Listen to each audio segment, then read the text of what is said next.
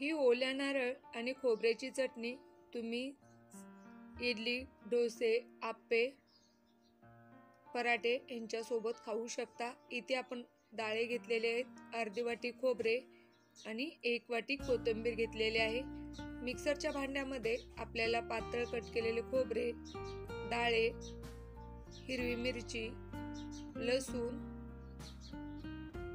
हे आपण मिक्सरला बारीक वाटून घ्यायचं आहे। या पद्धतीने ही चटणी बनवल्यामुळे या चटणीचे एकदम पाणी होत नाही आणि खाण्यास सुद्धा स्वादिष्ट ही चटणी लागते। तर आता आपण हे मिक्सरला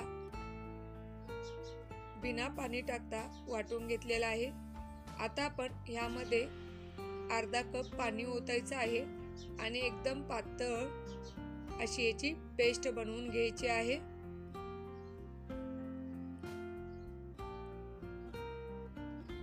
इथे आपल्याला या पद्धतीने आपण ही चटणी बनवलेली आहे।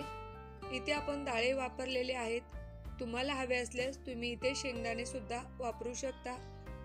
डाळे वापरल्यामुळे या चटणीला बाइंडिंग छान येतं आणि आपली चटणी एकदम छान बनते।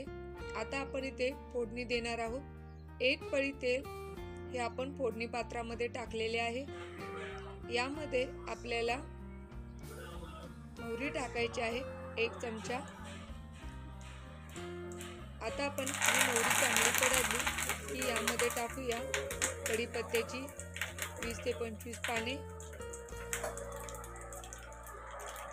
आता आपल्याला जिरे टाकायचे आहे आणि थोडासा हिंग आपण टाकलेला आहे। आता ही फोडणी आपण लाल मिरची, आता आपण ही फोडणी या चटणीमध्ये ओतायची आहे। अशा पद्धतीने फोडणी दिल्यामुळे ही चटणी आपली एकदम जाडसर आणि स्वादिष्ट बनते, एकदम पाण्यासारखी बनत नाही। आणि ह्या अशा पद्धतीने झाकण ठेवल्यामुळे यामध्ये सर्व फोडणीचा सुगंध आहे तसा राहतो आणि चटणी आपली छान लागते। अशी चटणी तुम्ही आप्याबरोबर, इडली बरोबर, डोसा बरोबर खाऊ शकता।